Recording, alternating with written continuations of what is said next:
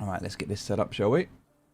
I don't know why it is saying I'm streaming game that I'm not. I don't know why. Let me fix that.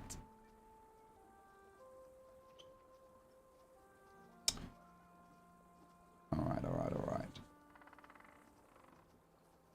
I think it's just the problem that when I update my... So what I'm doing is I'm updating my restream. And it's not for some reason updating Twitch. I don't know why.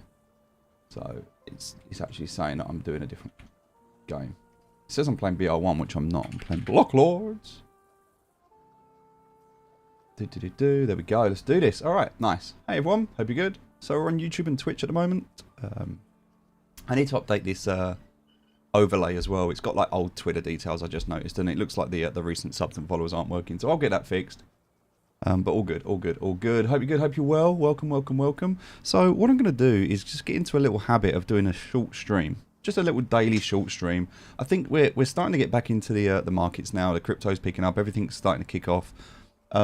There's a lot of degeneracy going on. There's a lot of trash out there. And I kind of want to avoid a lot of that this time round. I'm not going to get caught up in all the hype and the mania, but I'm just going to chill. And for now, we're playing Blocklords, which I actually like. This is a really chill game, and I'm enjoying it at the moment. Now that the season is over, there's no stress anymore. Like, there was a lot of stress around me trying to compete for this season. Unfortunately, I didn't make the top 1,000 in a leaderboard. I come close, but I didn't quite make it, which is a bit crap. Because I really wanted that LRDS, but, you know, it is what it is. So, anyway, with that being said, it doesn't matter. We're going to just keep pushing. So, what I'm doing right now in this game is I'm preparing myself for the next season. So, there's two things that are happening right now. This was the Bear Slayer season, which was the first official season. There've been a couple of like pre-seasons before this, but this was the first official season, which I think went really well. It seemed to go well. But I come in late. So, this is a 2-month season. So, this was an 8-week season, and I started... and I played this for 2 weeks. So I missed out on 6 weeks of this season. So the fact that I managed to get myself into like the top, just outside the top 1,000 in 2 weeks is pretty incredible. Given the fact that this was an 8-week season, right? But I was nowhere near. Look at this. These two here, competing here, were up there. So I'm going to compete. I'm going to compete for this leaderboard in the next season. Hey everyone. Hey, Emily, how you doing? So this is what I'm doing at the moment. Also, there is an LRDS game drop going on at the moment. So I do have the requirements for this.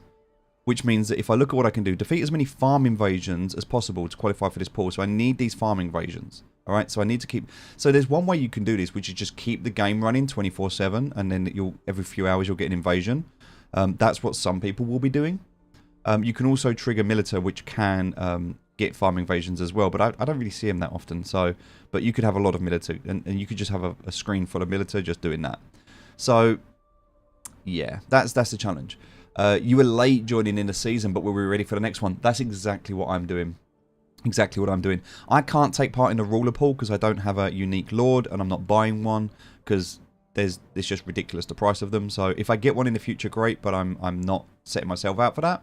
Hey, Jonard, hope you're doing well. So the warrior pool is going to be very competitive, and it's a small amount of it. The hero pool, I own as many heroes as possible. So at the moment, I've got 69 heroes right now, but I'll probably look to set that up to about 100 heroes, maybe. I don't know. We'll see. You finished rank 1084. That's insane. That's insane. You did a lot better than me. You pushed harder than me. I was 1300 and something, so you did better than me. But I was playing casually as well, so I wasn't going like super hard. But that's amazing. Well done. And it's also gutting. You must feel really frustrated at being like 84 places out of getting that token. But don't worry, it's all good. It's just like we were very late to it. The hero pool, so I'll get some of this, I hope. Influence pool, I can't get any of the influence pool because we didn't get any influence. So it would have been nice to have had a part of that. That's why I wanted the airdrop from the Bear Slayer season, was to get a bit of this influence. So I can't get that. And so here it's like legends, 15% of the pool. So complete as many events and adventures as possible. So this is what we can do. This is easy to do. So events and adventures is what we're going to be doing. As many of these as possible. Which means we need to play the game. Because events are triggered as you play the game. And adventures, we can keep those ticking over. So yeah, 10 would have been something, right? Just to be part of it. But it's okay. So we're not going to be part of this pool. So we're losing out on this 30%. We're also losing out on that 20%. So there's 50% of the pool that we do not have access to. Alright, so we're going to be competing for the rest of this. So hopefully we'll get something from it.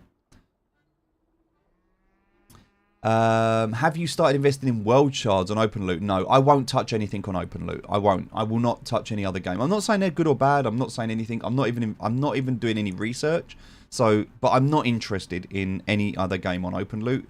I was interested in big time. I don't even play big time anymore simply because of the challenges. It was really hard for me to be able to get. Like, I couldn't even get into the game, right? And the team couldn't fix the problems.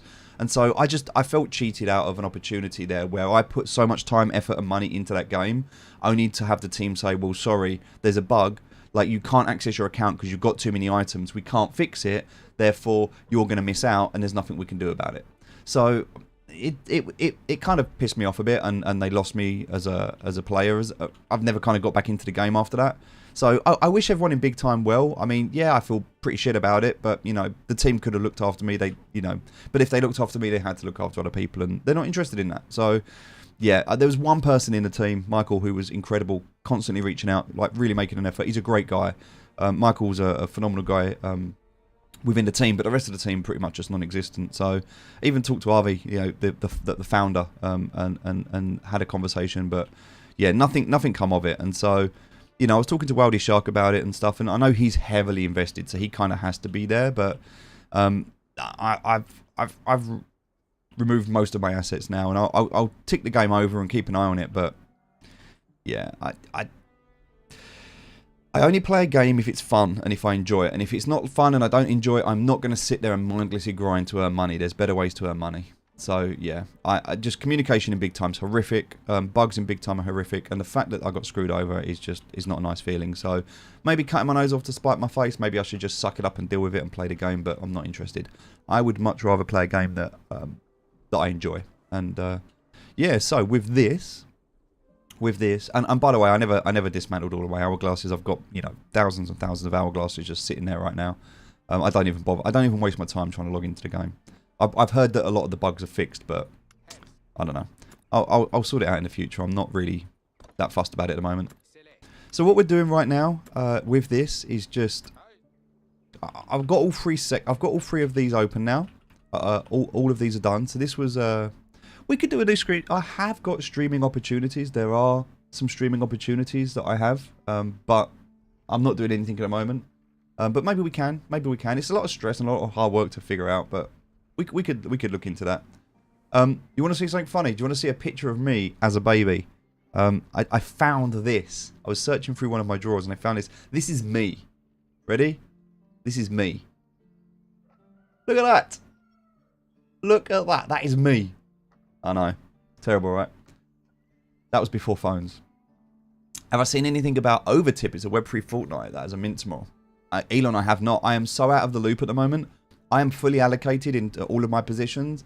I'm not even looking at anything else. I'm going to miss out on so many opportunities. Some of them are going to be incredible. But I'm okay with that. I'm absolutely fine because I can't take part in everything. So I've allocated my funds. I'm into everything I'm going to be involved in. And I'm just going to sit back and wait now and see if my gambles pay off. One thing I won't do though. So this is one thing I think is going to happen. At the moment, it almost feels like we're in meme coin territory. We're seeing a lot of mania around meme coins at the moment. I'm not involved in any meme coins. Some people are going to make incredible money. Some people are going to get wrecked. I'm not willing to take that risk. So what I'm doing, the way that I'm doing this is I'm going to let everybody else play with meme coins. Because one thing that I believe is that with meme coins, the people that are investing in meme coins are either clueless, don't know what they're doing. They're investing by accident. They're just, and that's what I did when I first got into DeFi. I invested in Binance was doing a deal where they offered me they were doing like a competition or something if you invested in Shiba Inu, like SHIB, and Binance had just listed it. And so I bought some SHIB because Binance listed it, but I didn't know. I just bought it because it was like a thing on their homepage, right? I didn't do any research into it, and so. What I would say is that there are going to be some tourists that don't know what they're doing that get lucky. There's also going to be some absolute degenerate gamblers. And most meme coins are either by the people that are rugging others, you know, the pump and dumpers, the shillers, like the influencers that say buy this, but really they're saying buy it when they're selling it. So there's going to be a lot of people who are, I would say, just gambling, right? So here's the thing with degenerate gamblers.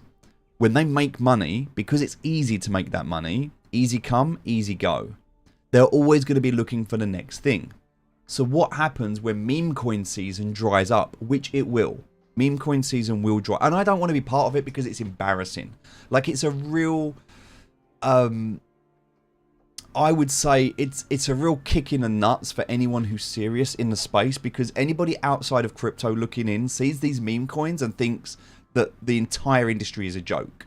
And because it's so loud, and because the meme coins get so much attention, and because, you know, it's like the news, right? Everyone, like, the news always promotes bad news because it gets clicks, it gets attention. So meme coins get attention. Because of that, everybody outside of crypto looks in and just thinks it's a bunch of degens and a bunch of idiots. And so I don't think it actually does anything good for our industry. So I don't want to be part of that. But here's the thing. I do want to profit from it. Now, I don't need to profit from meme coins directly. What I do is I look at what... So here's my thinking forward. And you could do this or not. It's up to you. But rather than risking my capital on meme coins that may or may not work, I'll let everybody else invest their capital in meme coins. Right? You make money in meme coins, great. And then what are the degenerate gamblers going to do after? Because the people that make their money easily on meme coins won't keep it. They won't keep it. They will go out and they will buy shit they can't afford. You know, they will go out and they will spend money on trash, and they will end up giving that money back in some form or some way. So I think a lot of the people gambling on meme coins are naturally going to move into different areas, one of those being Web3 gaming. I think they will start to take gambles on games that they enjoy, and they will start to become whales in these games. So I'm looking at the games that I think are going to have loot boxes, because I think loot boxes are... Like BR1 has this loot box, right? So I can see degenerate gamblers making money on meme coins and then buying up all the loot boxes in something like BR1. Same thing in big time. I see a lot of those loot boxes. So things like loot boxes make a lot of sense to me when I think about degenerate gambling. And so I am buying and holding a lot of loot boxes because I'll flip them on the gamblers that are going to throw their money away, probably paying more for stuff than it's worth because it was easy to come, easy to go. So I will make my money off of the meme coins down the line, third party, rather than directly. Oh yes, I talked to a guy that put a few hundred into new SpongeBob coin yesterday. It went up 1,000% overnight. So here's the thing, Kev. Talk to that person. Actually, don't talk to them. Ask them for their wallet. Ask them to share their wallet, where they made that investment. Because they can tell you whatever they want. But the beauty of blockchain is that you can see it. So just say, hey, what was your wallet address that you used to make that deposit? And then see the deposit. And then see the withdrawal. Did they cash out? Because what people don't realize with a lot of these low cap meme coins is you can buy money, you can put money in. You can put money in until you've got no money left. But it is very, very difficult for most of them to get that money out. It is very, very difficult to get that money out when it's at a point when it's worth getting that money out. Like, you can get that money out when it's down, but how do you get that money out? Because it's very difficult, right? So on paper, I could be worth 10 million on paper, but if I can't liquidate that money, I'm worthless. Right? There's a very, very big difference between being liquid and on paper. And so what I mean by liquid is having the cash to spend. So yeah, it's difficult. What you might want to do in a situation like that, if you've got those assets and you find something like a lending platform, so maybe like Aave. Now Aave is not a good example in this case, but as just an example, you could go to Aave, you could stake a token, and then you could get a loan in USDT against that token, right? Or any other stable token. So maybe if you had, like, let's just say, all right, say SpongeBob, right? You took out a position in SpongeBob. You put in, I don't know, what was it? You put in $100 into SpongeBob, and it goes to $10,000, right? You then take a loan out against your SpongeBob for, like, 80%. You take like a high risk loan, but with the intention of defaulting. You will lose your entire allocation of that token, but you don't care because you've got the stable token. It saves you cashing out. So there's ways around that, but you need to find a platform stupid enough to offer loans against meme coins. If there are any of those out there, yeah, because they won't last long. But there's ways around it. So are there any active gift codes for? I don't believe there are. There's no gift codes at the moment. I don't believe. There's not actually a lot you can do apart from just jump into this and play it. I wouldn't go crazy. Like, I went and bought all of these NFTs. I wouldn't go and do what I did. I don't think it's worth it. I've also got a few free NFTs now, which is nice. So yeah, I wouldn't. You need to look at the NFTs that you got. So what I've learned is any of the basic farmers, you're going to be you're really going to struggle to get a basic farmer with the charisma and intelligence that you need. Like, you need 11. You need 11, and a basic farmer only goes up to 10, but you can get extra with the perks. So, and it's really annoying that you can't see on here, but like here, this slightly increases leadership impact, meaning that if I look, they have 10 plus 1. So what I would need to do is find one of these that has 10 with an extra plus 1. Do you know what I mean? So that I get 11. And the reason for that is because that works on the adventure. You need 11 to be able to get some of the special results. And we'll talk about that in a bit. Sorry, there was a question that you asked about the last giveaway. Sorry to bother you. You're not bothering me. You forgot to send me the Blocklords NFT. Or am I missing something? Sorry to ask. Let me catch up with you after the stream. Let me catch up with you after the stream. I need to remember because I've done a few giveaways. So I apologise. I will sort it out. If there's a problem, I'll fix it. But I apologise. You're not bothering me. Please ask. And let me catch up with you after the stream and we'll sort it out, okay? Phantom Wallet. Oh, he was able to get it out. Yeah, a few hundred become 4,000 and he sold. Good. Amazing, Kev. If that happened, that's amazing. I had the same thing. When we had the Jupiter airdrop, I cashed out the second that was available. I cashed out. I think I cashed out a 70 cents at Jupiter. I made like $15,000 on that. And that was an airdrop from nothing. So, like, I know it's possible to. It is definitely possible to. Oh, is that the one in Discord where I said I needed 5 members? Was that the one? Because yes, that unfortunately, we'll still do that. We will still do that, but there's something I need to do first. So in the Discord in Block, I'm looking for a few people. And I've got an opportunity that I'll give some NFTs away, but we haven't started that yet. I'm not ready for that yet, unfortunately. There's something I need to do on my end. I just learned about the Jupiter airdrop a few days ago and sold. I was happy to see that. Kev, nice, amazing. Just looking to join as many airdrops. So here's what I'll tell you about the airdrops. By the time you read about an airdrop on social media, it's too late. So the best airdrops to be involved in, like, here's the thing. A good airdrop won't tell you there's an airdrop. Nobody knew about the airdrop until after the snapshot, because why would a platform tell you there's an airdrop coming? They wouldn't. They would take the snapshot and they would reward the people that are already using the platform. It's more of a reward, right? It's like Ronin or anything else, or Pixels. They don't tell you, hey, there's a Pixels airdrop coming. It's just, hey, we've taken a snapshot. And then they start the marketing hype. So if you're learning about the marketing hype from an airdrop, chances are the snapshot has already been taken. The problem at the moment, and let me just say this. Please listen. If you listen to nothing else I say, I'm begging you, please listen to what I'm about to say. This is the most important thing I will ever tell you. Please listen. The majority of airdrops that you see on social media are fake. They are designed to capture you to drain your wallets. Don't get caught in the hype and the mania. Alright? It is the easiest way for scammers to be able to capture people. Don't get trashed. Alright? Please. In fact, let me share this. While we're having this conversation, let me share this, because this is something which happened today, and I think this is worth a quick chat about. So there was a little bit of controversy going on somewhere on here. Where was it? Here we go. So this is someone who this was aimed at me, right? This was aimed at me. I just lost a follower.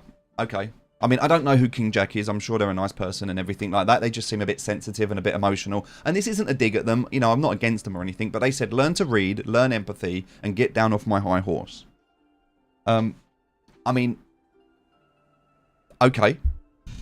That's an opinion and you're welcome to it. A man that comes out to put another man down when he's at his bottom is not a man, he's a scumbag. I agree. I absolutely agree. If you kick someone when they're down, you're a twat. I don't think I did that. I don't think I did that. So let's have a look at this quickly, because this is a good lesson to learn, right? So, and then somebody else said, don't worry, I followed you.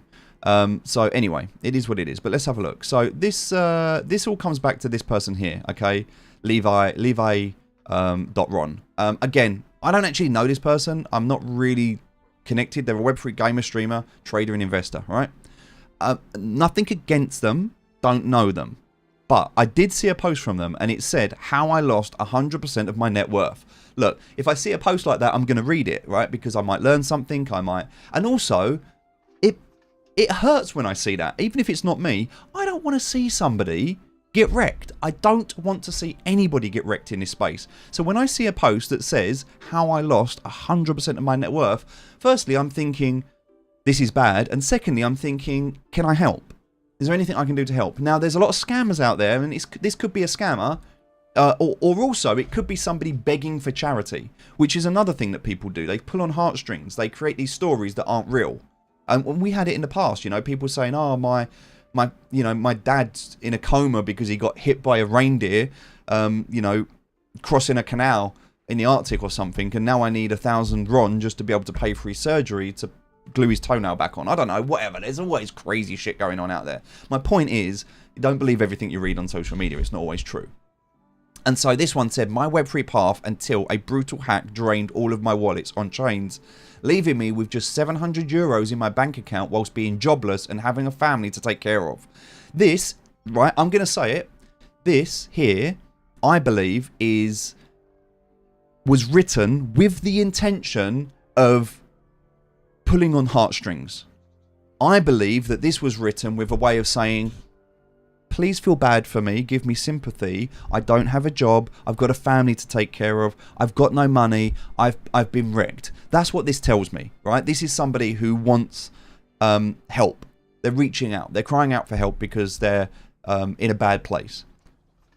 Please help this reach more people, right? So they want attention. They want attention. Why do they want attention? Do they want attention because they want help? Do they want attention because they want sympathy? Or do they want attention to help avoid somebody else going through a similar situation? Yeah? So at the moment, I'm thinking someone got hacked and they're going to tell us how they got hacked. And then hopefully it will help other people avoid being hacked. I'm all for that. But then as you read down and you learn about this, TLDR, let's just scroll through, right? It talks about everything that went wrong, and right, Portugal, mid-30s, software developer for 8 years, right? Software developer, 8 years. That's vital information, right? Around 2017, got into crypto. Great. All this stuff, blah, blah, blah, blah, blah. Right, let's go down, and we're looking for one thing here, all right? Not listening to any of the other noise on here. I'm looking for one particular thing.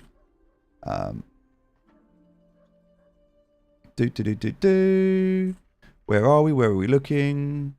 Where are we looking? Keep going, keep going. I'm looking for one particular thing. Talking about airdrops, talking about other things, lots of conversations. All right. I'm a design enthusiast, and in my late teens, I developed some skills in Photoshop, right?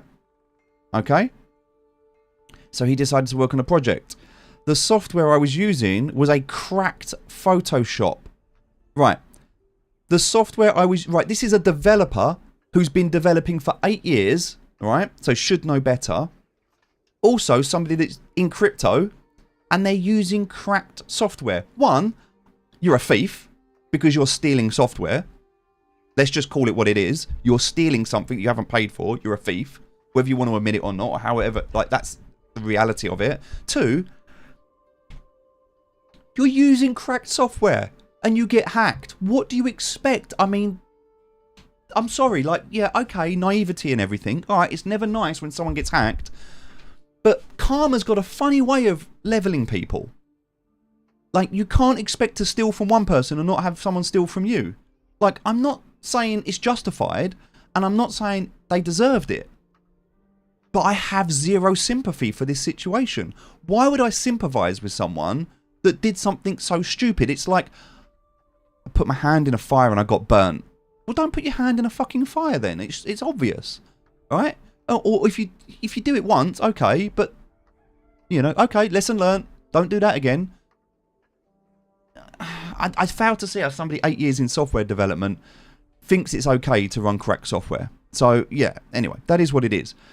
But I still feel empathetic towards this person. Like, it's really shit they got hacked, but I've got no sympathy for them.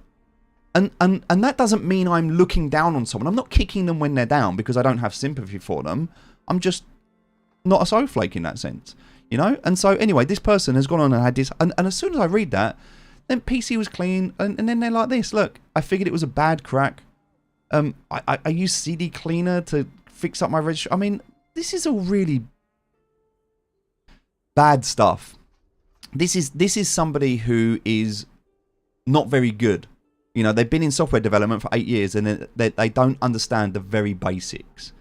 So I feel for this guy. He's got a family, all right? They're probably a nice person. I don't want to assume they're a bad person. I don't think they are. And I hate the fact that they got wrecked. I hate it. It's never nice to learn a lesson, but you never learn a lesson unless things go wrong. So all of this bad stuff's happened. And I get it. And it was entire life savings. I mean, there's lessons. There's lessons. There really is lessons, right? So I posted. First post is attention-seeking clickbait, right? I'm sorry. It was. It was making me think that you got wrecked, that you got hacked, that there was a situation where you was a victim. Yes, you was a victim, but you were also, like, you know, there has to be, for someone to be a victim, there has to be, I don't know, what's the opposite of a victim? I don't actually know what the opposite of a victim is. Like, what's that word? Like a criminal? I don't know. What they, I don't know. Whatever. But there has to be someone that instigates the crime and someone that's a recipient of the crime, right? And so, yes, you were the recipient, but you also instigated one as well. So it's difficult because, like, it's not nice. And I hope you learn from it for the sake of your family. I don't think I'm kicking someone when they're down, right? Hard lessons are the best to learn. Don't steal or use cracked software. I'm not kicking them. I'm not being disrespectful. I'm just saying, at the end of the day, I'm just saying what I see, right? And then they said, how was it attention-seeking bait? I didn't steal anything. So here's the thing. They don't even feel like they did anything wrong. And that's okay, because you don't know, if you don't know, if you've done something wrong and you don't know you're doing something wrong, then you don't know. All right? Naivety, okay. Maybe just poor education, I don't know. But at the end of the day, if they don't think they're doing anything, if they think it's okay to use cracked software, then it's a hard lesson, but hopefully they learn from it. Hopefully they learn from it. Now, you're never, here's the thing, right? You are never going to learn your lesson if everybody goes, oh, I'm so sorry that happened to you. Come here, let me give you a hug. Oh, it's okay, Diddums. You're going to be okay. Like, what the fuck do you learn in that situation, right? You don't learn anything. You need someone to go, well, that's shit, but look, let's be honest, you're a twat that you did this, right? Sometimes you just need to be real with people. I think I'm just being real. I'm like, look, it's attention-seeking clickbait because you're pulling on heartstrings, telling people I'm a victim, when at the end of the day, like Gaspo just said, yeah, decided not to get involved. To be honest, probably the best. The TLDR is I tried to steal a product and got robbed. Yeah, basically. So then they said, you know, I didn't steal anything. At which point I said, you stole software you didn't pay for. It's attention seeking because you're made to look like it was a harmless victim. And as I said, sorry it happened, but hopefully it teaches you not to use illegal software that you didn't pay for. And then someone says, learn to read. I think I did read. I read the whole thing. I have empathy. It says learn empathy. I'm empathetic towards a person. I'm not sympathetic towards a person. And get down off my high horse.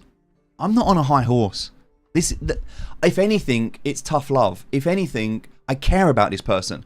If I didn't care, I wouldn't comment. It's as simple as that. If I didn't care, I wouldn't comment. So the fact I made a comment means I do care. I don't want this person to get wrecked again. Hopefully they learn by it. I don't think some people learn when they get mollycoddled. I think there's far too much sensitivity around people. And we need to just we need to snap out of it, right? There needs to be some reality checks. So look, I even said, like, I think because this person said something, I said, oh, well, I said, you don't, I think I said something like, you don't need to announce your departure. It's not an airport, right? I'm not bothered about losing some followers. I'm going to speak my truth. So anyway, I'm curious. What are your thoughts on that? Did I see your comment? Kev, no, I didn't. Did you comment on something? I didn't see that. Anyway. And then I even went on to say, look, I'm not hating on the OP. It was a dumb move, but no one wants to see another person get drained. And I just said the unfollower is caught in their own world, and I'm not bothered about losing followers. Like, it is what it is. Just said, hopefully the OP uses this as a great lesson to fly a cleaner path in the future. You know, I don't think I'm being disrespectful. I've used cracked software in the past. When I was starting my journey, I used to watch stolen DVDs, what I couldn't afford to buy. A lot of them were in personal training. So it was a lot of like personal development and these self-help gurus that had courses. I used to crack them. I used to watch, illegal copies of them. I used to crack software like Photoshop that I couldn't afford to pay for at the time. I did a lot of this stuff. But I learned it wasn't right. And as soon as I was in a position to pay for it, I paid for it. As soon as I was in a position, I would pay for it. Because I knew that it wasn't good. And it was never done in a way to steal because I could steal. It was done in it was almost like you do what you have to do. You know, sometimes people steal food because they're hungry. I'm not saying it's right, but they shouldn't be hungry, but then at the same time they shouldn't steal. Yeah, it's a difficult one, right? So I'm not justifying it. I've done it. I would never ever do it again. And here's the thing. I would never ever even consider doing anything even remotely like that on an account or a machine that I deal with crypto. Just wouldn't even risk it. So anyway, I hope that helps. Like, you just got to be careful. Like, and the reason I'm sharing this is talking about airdrops and going back to that. You could do something so simple like download a cracked bit of software. You could answer a DM from a friend, someone you know and trust. They could have been hacked or compromised. You could click on a link from your best friend, thinking it's your best friend, and it's not. Something that happened to my mum recently. I say recently, it was actually last year. Something that happened to my mum last year. My mum got a WhatsApp message, right? My mum got a WhatsApp message, and it said, "Hi, mum. This is my new number. You can delete my old number." That was it. That was the message that my mum got. So what did my mum do? My mum deleted my phone number and saved a new number as son. It wasn't me. It was a wider attack that was going and sending messages at the hope that it was received by a mother. That was it. It was sent out en bulk as an attack to people with the hope that mums would get it and not question it. And my mum did. Then it was followed up later with another message saying, "Hey mum, I need help, I'm in trouble. I really need you to send me some money quickly. I'll explain later." My mum, she's not the most technically savvy person, got caught by that. And looking back in hindsight, it was very obvious. But these are situations when, I'm using this as an example. My mum was attacked by someone pretending to be me. You might get a message from someone you think is someone you know and trust, so your guard is down. They may be pretending. It may be someone else that's pretending to be someone. Or their account may have been compromised. It may be the actual person, but their account may have been compromised. So you need to be so hyper vigilant and so aware. When I deal with like large amounts of crypto, when I'm dealing with like 6-7 figure transactions, I do it on a machine that's air gapped. It's not connected to anything. There's no social media, there's no email accounts, there's nothing on it. It is a laptop. This laptop is not even on the Wi-Fi. It is never connected to the Wi-Fi. Here's another thing. Do you go to hotels? Do you travel? Do you ever go and sit in an internet cafe? Do you connect to the public Wi-Fi? You're probably going to get hacked. Never connect a machine, phone or laptop, to public Wi-Fi. You are just asking to get trashed. Never do it. My crypto is only ever accessed from a private network from an Ethernet connection. That is it. That's it. So I've got hot wallets. Of course, I've got hot wallets. But if they get drained, I'm not losing anything. I'm losing a couple of assets. Like, just gotta look after yourself in this space, ladies and gentlemen. Gotta look after yourself. I'm going to do a whole course on security. It needs to be out there. But anyway, let's not digress. I think it is really important that so many airdrops that are out there right now are scams. There are so many people that are going to get wrecked by airdrops. And the airdrops on social media that you see, you've missed. If someone's talking about an airdrop, you've missed it. Because the airdrops normally, and this is a rule of thumb, it's not always like this. Of course, there's exceptions. But my point is that a decent game that's going to do a decent airdrop will do the snapshot before the marketing. So how do you find these games that have got these airdrops? Well, you just need to go out there and play a lot of games. The reason I got the Jupiter airdrop wasn't because I was looking for airdrops. It was because I was using the Jupiter platform and then I was rewarded with an airdrop. Okay? If you're playing games, the games will probably, if they're good games and decent games, will probably do an airdrop. So just do the things you love. Just do the things you want to do and trust that the airdrops will come. Don't go hunting airdrops. Just wait until they come to you by doing the things that you're doing. That's the way I do it anyway. You do you. Thank you for your advice. What I'm doing is for all airdrops. I'm making a new wallet that's not my wallet. And yeah, absolutely. Yeah. Every single token that I have is in its own individual wallet. So Star Atlas has its own wallet, Big Time has its own wallet, Genopets has its own wallet, etc, etc. I have different wallets, so everything is compartmentalized, meaning that if I get attacked by one, it only drains assets from one wallet, not from the lot. So, and they're all on different seed phrases as well. It's not the same seed phrase. It's not just going, I'm going to create a new wallet. I have different seed phrases for different wallets, and then I import them into a UI like Phantom or MetaMask. But they're different hardware wallets that are connected. And then I'll use a hot wallet for anything that I'm doing on chain. Yeah, you've got to be careful. Hey, I'm playing Blocklords, but I don't understand how much I can buy a premium and how much it costs. Hey, Sinbad, how you doing? No, Kev, I didn't see your comment either, by the way. I'm sorry, I didn't see it. I don't understand how much I can buy premium. So right now, there's nothing really to buy in Blocklords. There's nothing to buy. I think... Here's my thought process right now. I think Blocklords are very clever. Let me explain why. You cannot buy LRDS, right? This is their in-game token. You cannot buy it. It is not possible. It is not on the market right now. You cannot buy it. Now, there was an airdrop that was done before. They did have investors. I think I looked into it. They raised $15 million through their investors. I did look at becoming an investor, but I missed it. I missed this. I wasn't around at the start. I'm late to the party. The only way that you can get LRDS at the moment, the only way you can get it is by playing the game. Alright? That's the thing. I connected to the public Wi-Fi on my phone at the hospital. Yeah, see, you just never know.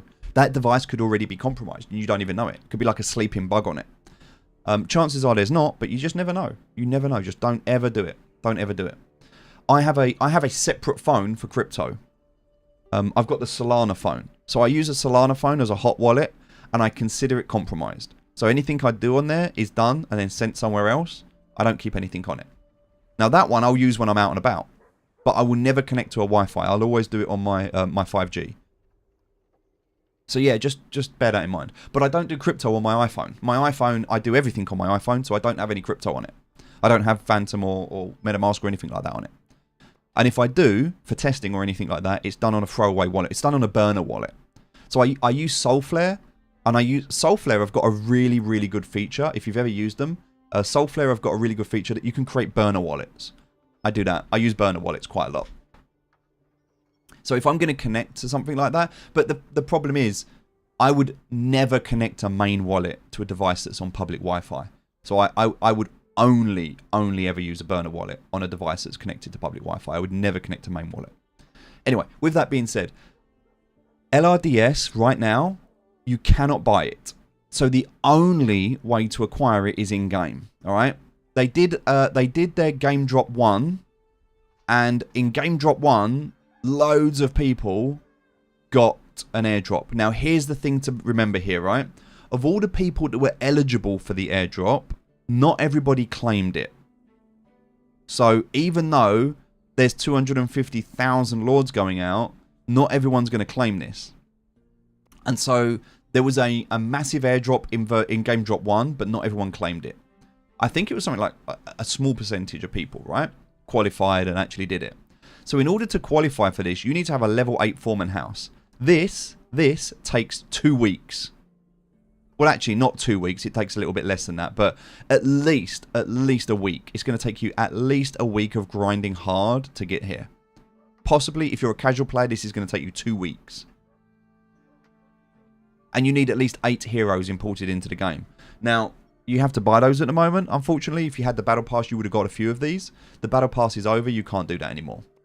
So the Battle Pass was one way in the leaderboard to get some. So top place got 1,000 LRDS, right? Down to 1,000th place, which got 10. But this is one of the only ways in the leaderboard, and there's no season now. We're probably going to have, I imagine, a month off, right? Probably a bit of time off between the next leaderboard. Now, when's the game drop coming out? 27 days. So what I imagine will happen, the game drop will probably happen next, and then there'll be a new season with a new game drop. So game drop 3 will come out, maybe, with a new season. So we've probably got a month before the next season. I've got 526 LRDS on the first drop and 80 from the Battle Pass, and I won 20 from a collab. So you're in an amazing situation right now. So here's the thing. There's 2 things to consider with this, and this is what I think is genius with what they're doing. There is a huge demand for anybody that's involved. Everybody wants LRDS, right? Because it has utility. Now, the utility that it has at the moment is that in-game, and there's a whole lot of stuff you need to learn about the game, but at the moment, where can I see it? There's actually a little screenshot. Where can I see it? Maybe it's not there. Hold on, it might be on here. Hold on. There's actually a little screenshot, and it shows you there's 2 ways that you can earn. It doesn't tell you on here, but there's basically 2 ways that you can earn influence. Alright, you can burn LRDS, or you can stake LRDS. Right, Lords, I'm just going to call it Lords, the Lords token. So with the Lords token, yes, I will watch me lurking. Give me a minute and I will. The difference between burning this is obviously you'll get more influence immediately, but then you won't get anything over time. So you can lock this. Right, I could take, let's have a look at that. You got 526, right? I could lock that up for a year. Oh, it says I don't have any. So, all right, 526, lock it up for 52 weeks, and I'm going to make like 1,700 influence a day. All right? So, the first thing you've got to consider is that for people to be able to gain influence, they either need to burn or lock their Lord's tokens. So, people want influence because influence in the game allows you to do other things. So influence in the game is going to be very vital later. There's another token coming, by the way, called Ale as well. So there's going to be a second token as well. But at the moment, influence is important, right? You can buy heroes with it. You can buy lumberjack heroes with it. I don't actually know if there's much else you can buy with it at the moment. You can buy some resources. There's nothing here at the moment. But yeah, this was really more than anything used in the season. Because if you went to the missions, there was influence missions. So you can get experience through this whole track, which means that will boost you up the leaderboard. So if you're being competitive in a leaderboard, having a ruler and having influence really helps you to be high on the leaderboard, right? Even if you are like fully active on the leaderboard, there's a chance that somebody who has a unique or influence is going to be able to be above you because they're going to get more. Like, look, buy 1 prosperity chest, you get 120 experience, right? There's a lot of stuff here. So even if you did the first 4 and maxed them out, there's a chance you might still not win. Which I don't like. That's my first red flag. It means that the people at the start are always going to have a head start over everyone else. If someone is active and they have a unique and influence, then they're always going to beat someone who's active starting now. So even if you're super active now, starting now, you can't necessarily win. It's not pay to win. It's rewarding the early players, which I love, but let's just look at the reality. The way you look after the OGs isn't by rewarding the OGs. The way you look after the OGs is by rewarding new players. Let me explain. If you look after new players, then the OGs that have assets, those assets will be more valuable because the new players will value those new things. So you do not reward the OGs by focusing on the OGs. You actually reward the OGs by focusing on the new people. Therefore, the OGs' assets become more valuable as a byproduct of that. If you focus on the OGs and you ignore the new people, so as a new player, if I come in, doesn't matter what I do, I can't compete. Why am I going to stay around? Right? It's not very good. Like that model to me is broken. That's one red flag I have with this game. The other red flag I have with this game is I think it's pay to win, because at the end of the day you can buy LRDS and you can get yourself ahead, right? I can buy Unique, I can buy LRDS later, I'll be able to pay to win. And I think that might cause some problems as well. So they're my two red flags that I have for this game at the moment. One red flag is that it looks after OGs too much and not new people. My second is that it is potentially pay to win.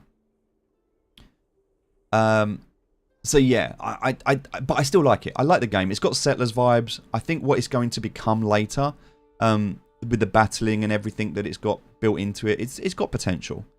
So right now, the maximum you can have is level 15 buildings, right?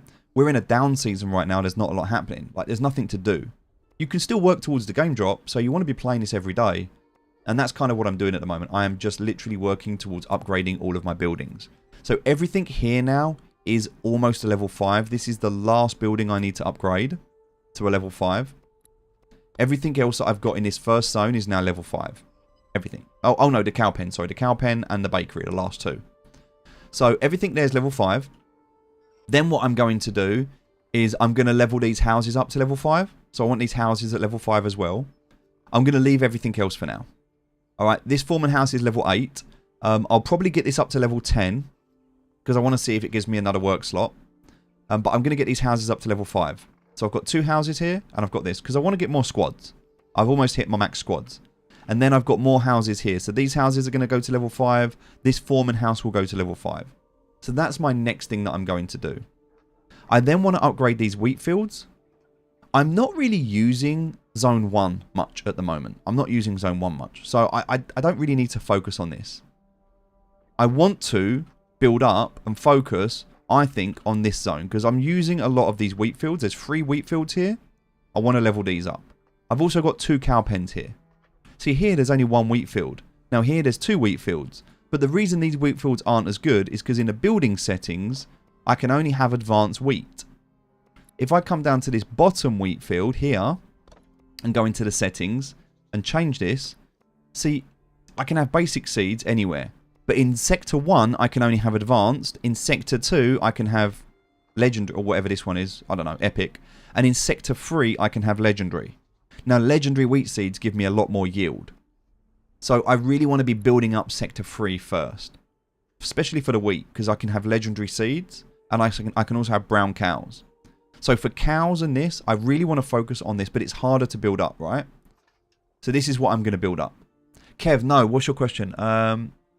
Do I know how fast a hack on Wi-Fi can happen? Because I was only there on the Wi-Fi for a few minutes. It doesn't. Literally, the second you connect, it can dump. It can start. You might be connecting. You might think you're connecting to the Wi-Fi. You might be connecting. You might be installing a snooper. You might have. There might be a keylogger. You might install some software. It can happen in a second. Let me tell you something crazy. Let me tell you something crazy. This is a USB cable, right? You use this to transfer 2 things. You use this to transfer data, and you use this to transfer electricity. Yeah? You charge a device and you send data using this cable. There are cables like this that are... Now, this is crazy, right? There are cables like this that have malware injected inside the cable. You have malware injected inside the cable. So when you connect this cable to your device, it injects malware into your device. That's how sophisticated hackers are, that you could buy a brand new device off of Amazon thinking it's brand new, and you might connect that USB cable and compromise yourself. That's Like, when you're talking OPSEC, when you're talking high-end operational security, even down to the cables that you use on your device can be compromised.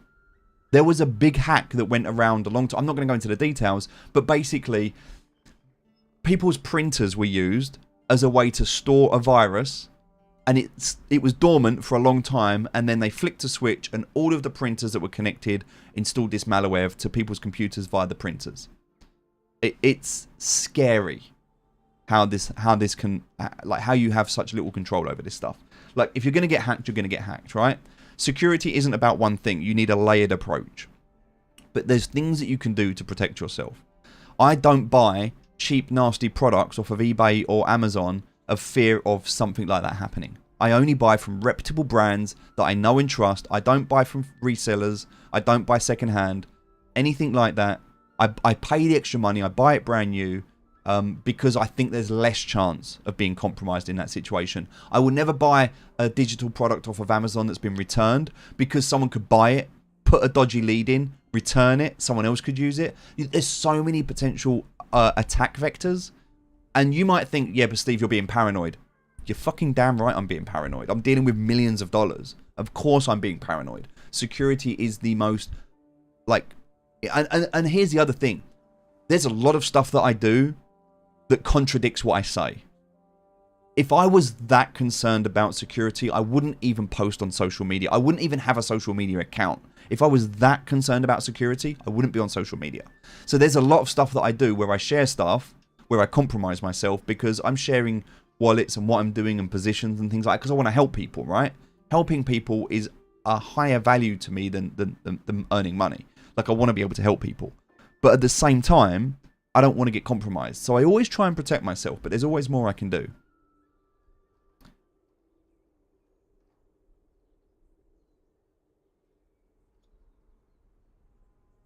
Yeah, like Trezor wallets. I only buy it directly from their site. Never ever buy like a Trezor wallet or a Ledger wallet from eBay or anything like that. Just never do it. Anything like that. So yeah, that's my advice anyway. What can I say about Mom after they dropped their latest announcement? Yeah, so I actually posted in the chat about that. So for those of you that don't know, Million on Mars, they're going to pause the game. They're going to pause the game. I wish they would have done this years ago. I wish they did this I wish they did this at the start of the bear. I wish they just turned the game off. I'm the biggest asset holder in that game right now, and I'm glad they're doing it. So I don't see it as a bad thing. That game was going to die. There was nothing they could do to save that game. Million on Mars is dead as a game. They need to rebuild it. They need to rebuild it, and people that have assets need to accept that, myself included.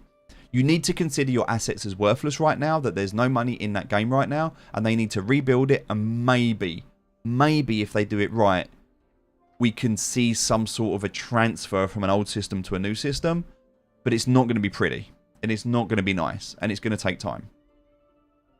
But they have to do it. They have to do it.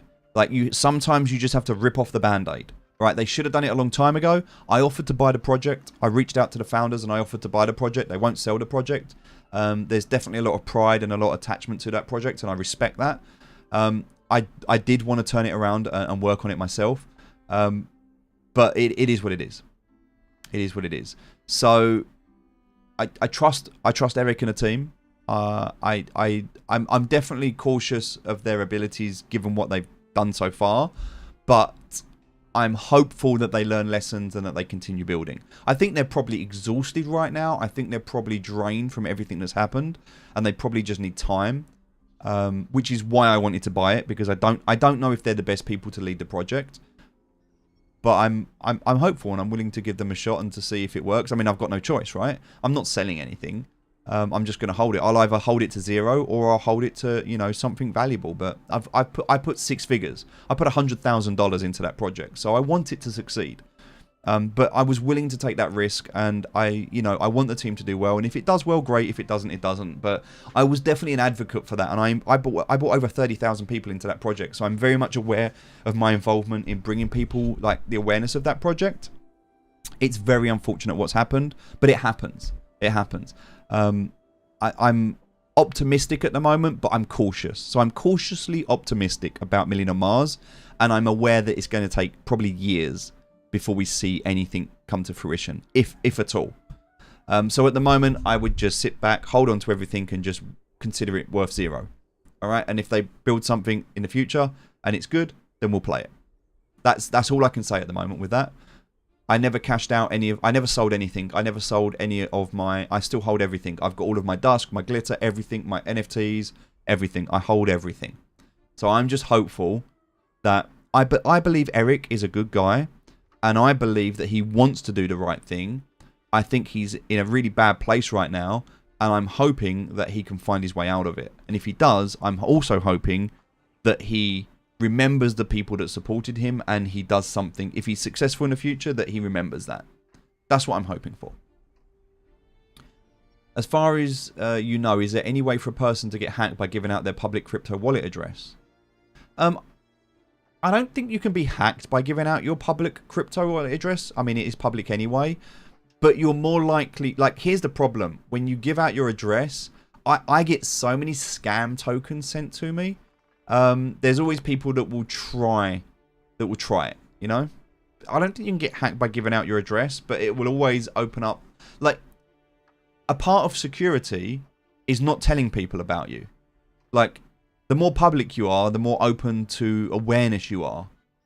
So, I don't think there's a problem with giving out a public address, but just know that it could cause you to be targeted. I hope he's not sailing his boat again. I mean, I think Eric needs some downtime from crypto and from everything. I've seen him on Twitter. I've seen him on social media. You know, he's a guy at the end of the day. He needs to live. He's a human being. I don't, like, just because his project isn't successful at the moment, I think if anything, he needs mental respite. So he needs to get away from this. He needs to unplug, and then he needs to come back fresh. I think that's what he needs to do. I feel like we're talking about a lot of different stuff, but it's cool. That's what I'm here for, but I need to play Blocklords as well. I mean, I get so much trash sent to me, I just ignore it. Here's the other thing that I have set up. Here's the other thing I have set up as well. I have a Telegram channel. I use something called Arkham. Arkham and for some reason, Telegram's not working at the moment, which is a bit weird. I use Arkham Intelligence. Now, you can set up a Telegram bot. And what this basically does is anytime anything goes in or out of my wallet, I get a push notification on my phone.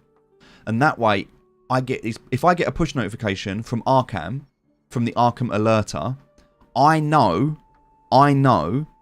Now, here it is. Look, let me just lift it up on my phone so you can see it. Right, there we go. So you can see Arkham Alerter. Sorry, it's not really in focus, but you get the idea. But basically, anytime there is a transaction on my wallet, I get a push notification. Now, if I've done something and I see that, I expect it. It's fine. If I get a push notification and I'm nowhere near my computer, then instantly I'm like, what's happening? Now, most of the time, because I get them a lot, it's just scam coins coming into my wallet. But every now and again, it could be something leaving my wallet, and so if it is, I want to be aware of it, because if I'm getting hacked or drained, maybe that will allow me to be aware of it the second it's happening. Maybe I can do something about it. So I think it's very good to have those real-time push notification alerts set up on your main wallets. If a person gets airdropped for a crypto coin, can that be hacked?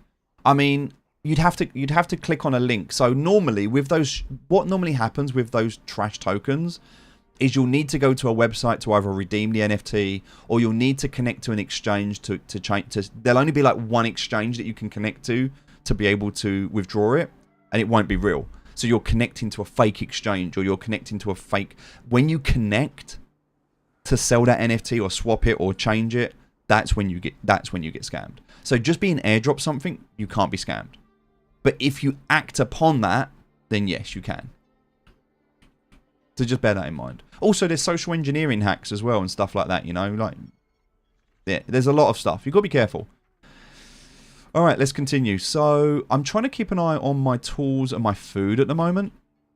I need to just like top these up. So at the moment, I think what I'll do is I'm going to use the hunters because I've got quite a bit of meat, right? So I can use the hunters to be able to generate food. So I'll do that. I'm all here for the questions, by the way. If you've got questions, let me know. Have I invested on a company that is not related to crypto before? Yeah, absolutely. I invested in quite a few companies outside of crypto. I've got my own company as well. I've invested a lot of money in my partner's company as well. and I will become more of an angel investor into companies next year. It's one of my diversifications outside of crypto. So next year, my plan is to withdraw quite a lot of money off the table out of crypto while we're going to the bear market. I'm going to be investing in... so here's my three main investments. Bullets. So anything related to bullets, when you consider brass, when you consider... I think bullets are something like... I don't think wars are going to stop, right? I think munitions are a very... I'm not saying I agree with it. I'm not saying I like it. It's purely from a business perspective. People are going to be making money out of it with or without me, right? I want to make money, so I see bullets as a way to generate income. So investing in bullets and Bitcoin, right? Bullets and Bitcoin are my two biggest investments. The third investment that I'm looking into at the moment is whiskey. I think whiskey is a good investment. I think there's good money to be made in whiskey. I also think there's incredible money to be made in pharmaceuticals. So there are certain pharmaceutical companies that I will be investing in. Now, I don't agree with pharmaceutical companies in the way that they work. I don't think they're ethical, and I don't like it. And I think that, you know, there's a lot to be said about funding this stuff. But again, this money's trading with or without me. So if I can make money, then I'm going to be doing that, right? Because that's just the way the world works. And you're either involved or you're not. I can do good things with money. So I would rather be able to acquire that money. Now, there's multiple ways you can make money, right? I can go and get a job, or I can hold a gun to someone's head. Either way, I'm going to get paid. Just one's more ethically viable than the other. So I don't like the idea of investing in bullets, and I don't like the idea of investing in pharmaceutical companies. I don't like it. I don't agree with it. But sometimes, you know, there's a saying: keep your friends close and your enemies closer. Right? There's a very well-known saying: keep your friends close and your enemies closer. So investing in bullets and pharmaceuticals is keeping my enemies closer. That's the way I see it. But I think that the purpose of pharmaceutical companies is, it's my belief that a human being is not designed to be healthy or dead. There is value in a human being that is reliant on drugs, legal drugs. And so I believe that we are not designed to be healthy, and we're not designed to be dead. We're designed to be kept on medication. And somebody that is kept on medication is good for the pharmaceutical company. And pharmaceutical companies are some of the biggest in the world. Something else that I believe in investing in is insurance. I think insurance is another company, because at the moment, everybody has to legally have insurance. Right? Things that are required. Water. I think water is another potential investment, because if people privatize water, think about what that will do. Like, it's possible. It's possible. Like, water is something that you think should be freely available, but, you know, if governments decide to lock off water supplies and then privatize it and monetize it in a way that, you know, you see in Africa, right? There's like definitely a limitation of, and I've done a lot of work in like Savo in Kenya and stuff like that, and I've seen the impact and the effects of not having water and how that works on economies and communities. There's like privatization of money. Nestle were trying to do this before, right? Bottled water. I'm just saying, right? There's things to consider. And then the other thing that I'm looking to invest in is business. I think business gives you one of the best returns of cash flow if you get it right. Not startups, because startups are a nightmare, but definitely businesses. I think there's the potential to invest there as well. I'm really interested in cash flow. I think cash flow is king. I would rather have cash flow generating assets over high net worth assets. So something like, I could have a painting that's worth $10 million, or I could have a business that generates me $100,000 a month. I would rather have a business that generates me $100,000 a month than a painting worth 10 million. I would much rather have the monthly income, because over time it will exceed 10 million over time. And I think there's more potential there. So for me, cash flow is better. Also, if I had that painting and sold it, I'm going to get taxed a huge amount of money on selling that asset, right? I'm going to get like super tax. So having the cash flow allows you to do more with it. Like one of the biggest the two biggest outflows in business is tax and wages. That's it. Tax and wages accounts for probably 75% of outgoings. Tax and wages probably accounts for up to 75% of the outgoings of a business. And so I do genuinely believe that if there are ways to mitigate things like that. Now, with tax in crypto, so many people are going to get wrecked because they're degenerately gambling stuff, but they're not allocating for their tax. And they're getting this money and they're spending and cashing out this money, and a tax man is going to ruin them down the line. Like, that's going to happen. So, yeah, there's definitely things to consider. But that's what I'm looking to do, is to diversify away from that. Do I have any projects that are tokenizing RWAs? I haven't invested in anything like that right now. I was looking into it. So here's the thing. So one of the real world assets that I was looking at recently was I was looking to purchase a property. In fact, there was a whole pitch deck that I created. It was a 20 million pound investment to buy a property. It was a huge stately home. I was going to tokenize it. I couldn't get regulated by the FCA in time because it would be classed as a security. At the moment, tokenizing real world assets, here's the problem. Those real world assets can be confiscated. The government can come along, and we saw this. Look at what happened with Russia, and look at what happened with the Russian oligarchs, right? So you had the oligarchs, like you take Roman Abramovich, for example, who owned Chelsea FC, right? The government come along and said, we're taking your football club off of you. Right, the government can come in at any point and they can take your house. Any real world asset can be seized. Any real world asset can be seized. Right, that's the beauty of Bitcoin, is that Bitcoin is something that can't be seized in that sense. Like, if you don't give them their seed phrase, they can't take it. And so there's power in not having real world assets. Like, don't get me wrong, there's power in having them, but I believe real world assets are only valuable as a way of generating cash flow to then funnel that cash flow into Bitcoin. My whole goal right now is to generate cash flow generating assets, right? I want cash flow, and then I use that cash flow to DCA into Bitcoin. That's the plan. That's the goal. That's it. That's the business model, right? Cash flow generating assets to DCA into Bitcoin. That's it. Everything I do is for that. That is the most simplistic version of my business model, is to DCA into Bitcoin. That's it.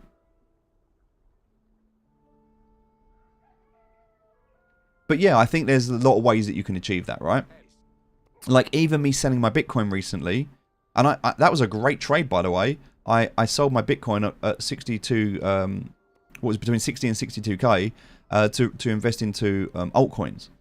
Now, if we look at Bitcoin today, like if we look at, in fact, let's just have a quick look. We don't have to do this unless you want to. If you want to do it, we can have a quick chat about this. I realise we're playing Blocklords, and sorry if you're here to watch Blocklords, you're probably like, what is this guy chatting about? But hopefully this is valuable for you. Let's look at quick look at the markets. Also, I can just rest my hunters, and that's what I like about this game as well, is that it's a game that rewards consistency. It's just very easy to get distracted whilst you're waiting for stuff. So I want to get some more food at the moment. So let's get my farmers out. We'll get my hunters out. So they need to rest. I want to max out on food right now. I've got enough stone and wood. Right. Also, my builders need to make some tools. So let's get the builders making some tools. We'll just use these two here. Nice. And then they can just chill. Some more food from there as well. And let me grab my farmers. Alright, so I can get rid of these. See, I don't want to use these because these are just using basic wheat that I don't really care much for. Why can't I? Okay, wasn't working. Alright, coming down to this field. I could use that one, but I'm not bothered about it. I want to do this one. So let's plant into here, shall we? I need more farmers as well. I need more farmers. Alright, so let's have a look at where is... Alright, let's bring this down to it. Let's look at Bitcoin, shall we? Dun, dun, dun. Right, this 62.4 was a huge area that I was concerned about. We spent so much time consolidating around this area. I was really concerned that we could have seen a 50% correction. We didn't see it, and that's nice, but at the end of the day, if you look at this pump here, right, we could have seen this pump, we could have seen a 50% correction. So we could have come back down to 56. Now we didn't. We smothered this line and we broke through it, which is great. I love this. This is so strong. It's so bullish. Honestly, I can't tell you how strong Bitcoin looks right now. So what do we do right now? Well, right now, that blue line is all-time high. This is all-time high. 69,000 is all-time high Bitcoin. Right? We are on our way to all-time high. We're going to break it probably this week, next week. So what do I see happening right now? Well, we're on our next leg up. Right? We've just broken this. So what makes sense now? It makes sense that we do something like this. This is what I would like to see. This would be perfect to see this. This would be perfect. We come up to all-time high. We don't break it. We test all-time high. We reject. We test all-time high. We reject. We then come back down to here. And at this point, once we get back down to here, I think it would be ideal for us to be able to bounce off. Because this is a perfect Kobo, right? We're looking for a Kobo, a kiss off, bugger off. So we've broken this. We've flipped. This was resistance, right? We've hit this. We've broken through resistance. We now need to retest it as support before we break out. So this to me is a retest. This is a Kobo. This is a rejection from all-time high. It just makes sense. It just makes, when I look at it, it makes sense. So this is what I see. So I'm expecting sometime around the end of March, middle to end of March, I'm expecting 76,000 Bitcoin. Why do I expect this? Because right now, this red line here, let's zoom out. Right, let's go into the daily on Bitcoin and let's zoom out. And by the way, the last time that I predicted Bitcoin, I was spot on. If any of you were around. So let's look at this. This is 2021. Look at what I did in if you remember, go back, look at any of my talks, any of my conversations around Bitcoin. Right? When we were here, right, this was July 21. Right? When we were in July 21, I put all of these circles here and I said, this is what I expect to see Bitcoin do. Bitcoin is going to do this, and I mapped all of this out before the candles even existed. Right? And then what happened? We almost followed it to the letter. Almost. Like I saw it. And we drew this when Bitcoin was back here. Bitcoin was like back here and I drew all this out and said, this is what's going to happen. Right? And it played out. Pretty much perfectly. And then we even went up further than that. I mean, we went to this crazy all-time highs. Now, I didn't even see that coming. So that was amazing when it did. Unfortunately, this was November 2021. This is where I made my mistake right here. I made my mistake here. Because I thought this was going to happen here. I thought I had this extra time between here and here. And we didn't. And so I held from here to here. I should have sold here and I didn't. That was my lesson. I learned. So just be aware of that. I'm not going to make the same mistake twice. Then we came down. And we had this downtrend, which was, all the way down to here. And then we broke out of that. We went in, and we went up to here. So look, we were following. So watch this. We were following this orange line. You see this orange line? Look at it. You can see it. Look at how perfectly we followed it. Look. Here. Here. And then here. See? Really strong line. And it's not the only time either. Right? If you look back here, this started back here in 2020. Everything that I'm basing my thesis off started in October 2020. We have the red line, the orange line, and the green line. Yeah? Think of a traffic light system. Now, we didn't break this red line until May 2022. That's when we broke the red line, in May 2022. All right? We broke the orange line in April 2022. And we broke the green line at the start of April 2022. All right? So look, we bounced off this green line, and then we hit this green line. We broke down. We come down to the orange line. Then we come back up, and we were playing between the orange and the green line. Yeah? But then we broke it, and we haven't regained this green line since April 22. We haven't regained this one since the end of April 2022. And we didn't regain this one since May 2022, which was when we had the big dump. Right? May 2022 was the big dump down. That was when we got wrecked. We went from 39k down to 29k down to 20k. We got, like, May just saw us get destroyed. May and June. Now, when you look at these three lines, right, and these three lines are so powerful when you look at them, right? These are really powerful lines. In fact, I'm going to make them a little bit thicker because I think they deserve to be a bit thicker. But these lines are like super powerful lines, right? These other lines, these ones don't. These ones just aren't that important. So we'll make these like little 1 point lines. They're just not that important. They're just lines. In fact, I would argue that these green lines could even just be blue, just to change the color of them, right? There we go. We're just cleaning things up a little bit at the moment, all right? We're just cleaning things up. So when you look at a technical analysis like this, what this basically means right now, right? And then this one, I think I can do a dotted line, right? Yeah. So we'll do a dotted line. So this is all-time high. This is all-time high. We're going to do a dotted line for all-time high. All right. So this is what the chart looks like. And then also, same with the red ones. Like these can just be blue. They're just trend lines. They're just points of interest. They don't mean anything. You know, they're all superficial. But at the end of the day, we'll make this one green because it's green all-time high. And we'll have that one as red all-time low. Right? So all-time high, all-time low. Perfect. So now we look at this graph. Let's come back across. Look at where we are now. We are just getting ready to test that orange line. All right, we're not quite there yet, but we're just getting ready to test that orange line. Now, we haven't recovered yet. We've recovered the bottom line, the red line. We've recovered that now.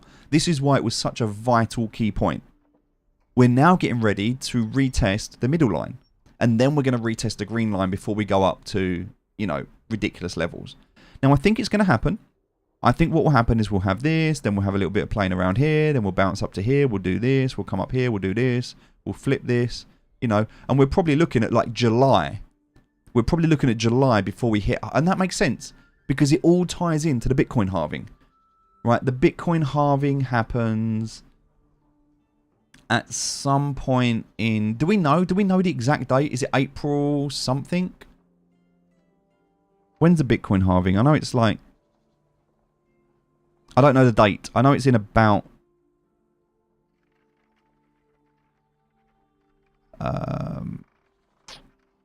when is it? When is the Bitcoin halving? When does it happen? 49 days, but when is that? April. It just says in April. Do we know when in April?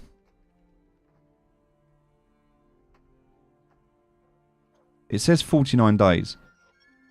Hey Siri. What's the date in 49 days' time? Right, Monday 22nd of April. Oh my god, it's my birthday. My birthday's on the 21st of April. So hell yeah, this is such a good birthday present. Alright, we're going to put that in there. That's the halving event, alright? Oh. There, that's the halving event. So there we go. So I reckon we're going to see something like that. I reckon after the halving event, everybody is expecting it to pump. Oh, Bitcoin halving is going to cause it to pump. There's going to be a pump for the Bitcoin halving. I reckon it's going to dump because I think people are expecting it to pump. And I reckon, look at what happened with the ETFs when they launched. What did the news say about the ETFs the day after they launched? They're a failure. They don't work. No one's buying them. The market's dumped. Right?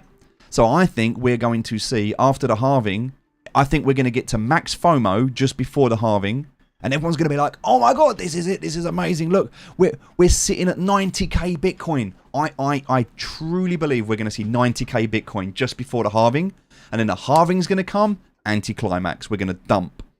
And I don't think we're going to dump massively. I think we're going to probably dump somewhere between 80k, maybe lower. But we're going to see like a 10k drop. But guess what? That is enough for us to see like a 12% Bitcoin dump is huge. If we see a 12% Bitcoin dump, the news will go mad. Bitcoin, oh my god, all of this, the halving did nothing. It's all a scam. It's dead. It's going to go to zero. And then everyone gets out and guess what? Ta-da. Bye. And I truly believe that that is just the start of it. I really do. I think and I believe that what we're going to see is we're going to see exponential growth. And my initial target, my belief right now is that we see something. I'm going to put a little, this is my little circle, right, that I'm going to put down. So this is my I believe, whoa. Right, this is my I believe range. It's a bit of a big range, but this is my I believe range. I think we're going to hit something around end of the year. Now, people are going to be, for tax reasons, people are going to be liquidating for tax events towards the end of the year. So I think November, this was my lesson. I think we're going to hit something around that circle. I believe we're going to hit that circle. I think we're going to hit 250,000 Bitcoin before the end of the year. That's my belief. So when you consider, and I want you to look at the last bull run. This was the 2021 bull run. I believe that we're going to see something in the region of a 250% gain on Bitcoin this cycle. Over the peak of the last cycle. Which would make sense if we went into the weekly chart and we look at what the gain was from the 2017 cycle. So look at this was a 2017 cycle, and if you look at the max top of the 2017 to there, that was about a 250% gain. So it was about 250% from 2017 to 2021, and I'm looking at about a 250% from 2021 to 2024. It just makes sense. It makes, like, technically, it makes sense. It just all makes sense. So yeah, that's what I'm waiting for. 150k Bitcoin by May 2025. I think it's going to make 250k Bitcoin before 2025. I think 250k Bitcoin is going to come this year. I think we're going to have a huge supply shock. Because here's the thing you need to consider with Bitcoin at the moment. There isn't enough Bitcoin. There isn't enough Bitcoin. At the moment, we are so delusional thinking, oh, it's okay. I can just go onto Binance and buy Bitcoin. What happens when you go onto Coinbase? What happens when you go onto Binance and there is no Bitcoin? You cannot buy it. Because it's been taken off the exchange. Because people that are buying it now are not selling it. What happens when there is a supply shock when you cannot buy Bitcoin?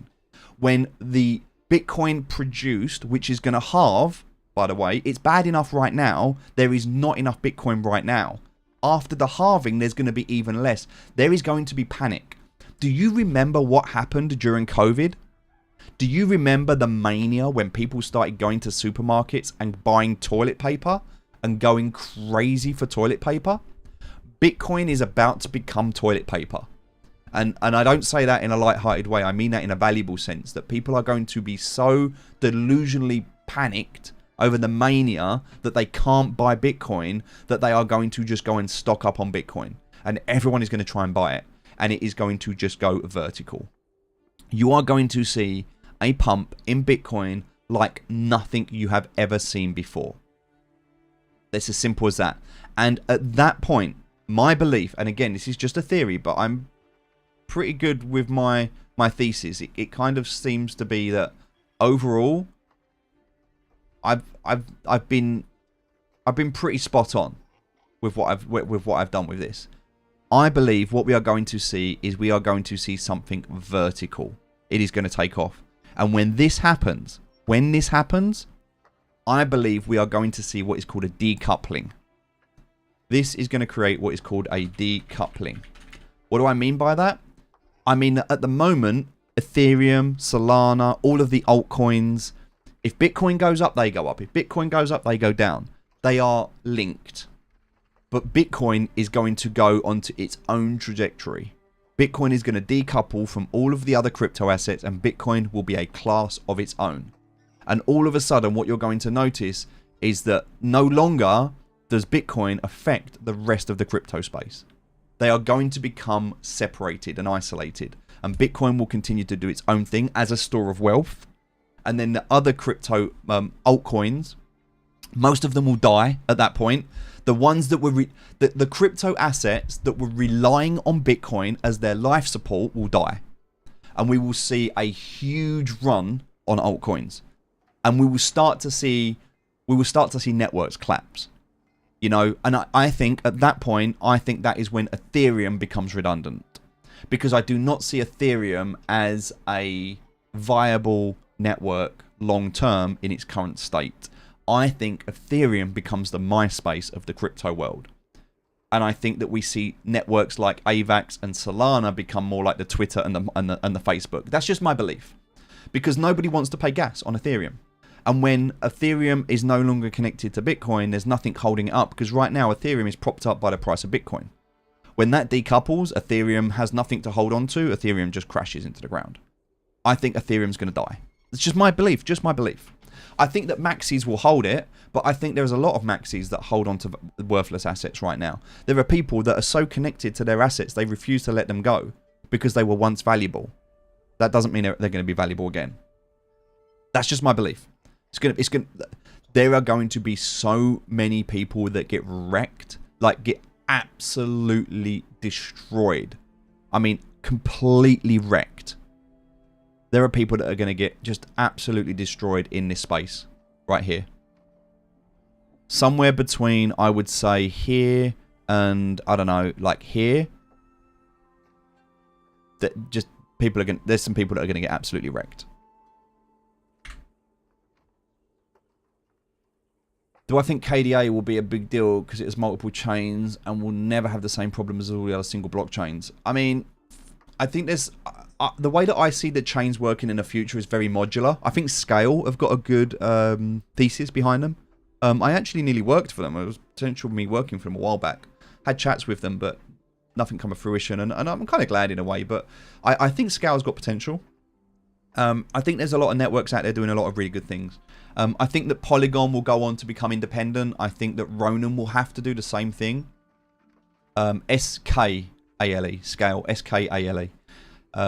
Yeah, have a look into it. So I think that there's potential for modularity. If you look at hosting, website hosting, so I look at blockchains very much the way I look at website hosting. You've got public shared, you've got private dedicated, you know, you've got intranets as well as the internet. So I think there's going to be private blockchains. I think there's going to be public blockchains. I think there's going to be shared blockchains. You know, and I think that's how it's going to end up working. I think there's going to be so many different types of blockchains, and it really just comes down to the confidence that people have. You know, and I think eventually games will create their own blockchains. Yeah, there'll be a lot of stuff. I mean, we've seen it with Axie. Axie created Ronin, and then Ronin's becoming more, you know, of a mass market thing. But I don't know if Ronin makes it. Maybe it does, maybe it doesn't. I don't know. The reason I'm not confident on Ronin long term is because, respectfully, I'm not confident on Sky Mavis long term. I think that Sky Mavis built Axie. I think they were very lucky by being first to market, and I think they did incredibly well to capitalize on that. But because they didn't know what to do with it, they got wrecked. And they tried to build Homelands as a way of keeping people in the ecosystem, but Homelands was trash, absolutely trash. So now you've got Axie, which isn't really a great product, and you've got, because like economically speaking, you know, look at AXS, look at SLP. Now you can argue it's a downturn, but at the end of the day, it doesn't matter. It's in the gutter. And so I think Sky Mavis then said, well, hold on, we need to build Homelands. Because they're not very good at what they do, and I don't mean this disrespectfully, they got lucky. They tried to build Homelands, it didn't work. So now, Pixels launched, right? Luke was like, I'm going to launch Pixels, and I'm going to use Ronin. They grabbed onto that, almost like a lifeline. It's like they just grabbed Pixels, and they were like, this is what Homeland should have been. And they kind of grabbed onto it, and they were like, let's make this successful. And then they were like, oh, we've got Ronin, let's make Ronin successful. And they're trying to push stuff up to make it successful using the weight from their past, but they don't have a successful track record. Axie wasn't successful. I mean, Axie was successful by accident, but Axie was successful by accident the same way that Sunflowerland was successful by accident. Sunflowerland would have been the same as every other game out there. The reason it was successful was because it crashed Polygon for a week and it got global awareness, right? And it was a good game and it was fun, but at the end of the day, it would never have seen a level of success that it saw if it didn't crash Polygon for a week. So I think Axie saw the level of success that it saw because it really was the first in that space at that time. Blocklords, by the way, Blocklords was around at the same time Axie was. And it shows you the difference between one that goes mainstream and one that doesn't. Yeah? You see the difference. And I think in a way it's done Blocklords well to have not been in that, like, because they were building at the same time. But I think it was really good for Blocklords that they didn't get that exposure, because yeah, they would have taken off and become incredible, but at the same time, look at the downfall on the other side, right? So now that you've got Sky Mavis pushing up Ronin, I don't know. I think they're grabbing straw. I think they're clutching to straws. You know, they're holding on to Pixels, they're holding on to Ronin, they're going to bring other games in, but ultimately what happens? Because, and I mean this respectfully, the entire community within the Ronin ecosystem are extractors that are looking to make money out of games. They don't really care about the games. No one's playing Pixels if the token doesn't exist.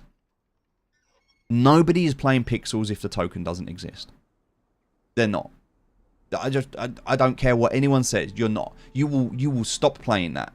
You will not play it because, yeah, it's a bit of fun and you have a laugh, but like games have a life cycle. Every game has a life cycle. Look at Starfield.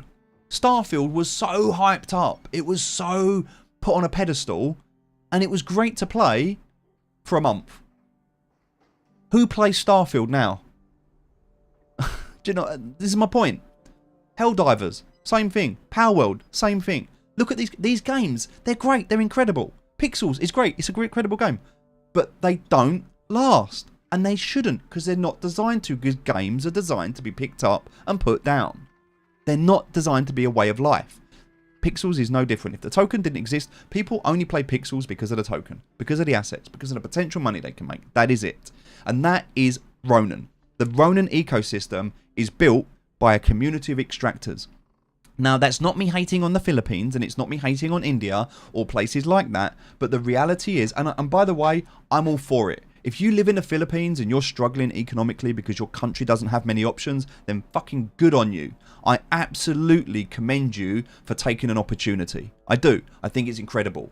But when you look at the macro, when you look at the global macro economy, people with money are not looking to put money into a project that's going to give it to, like, I want to help people, and I do. I will always help people when I have the opportunity to.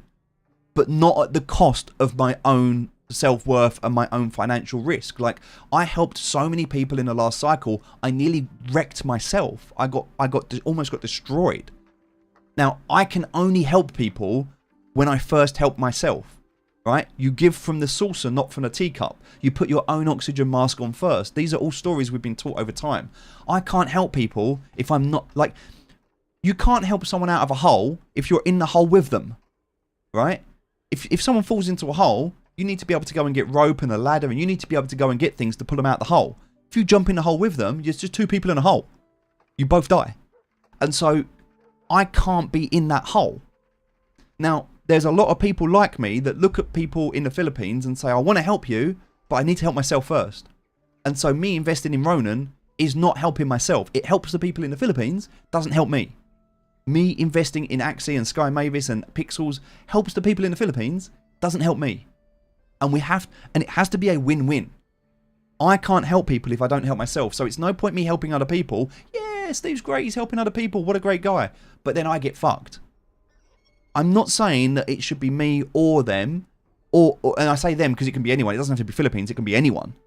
But it should be both. There has to be a sustainable way that both can profit and that both can win.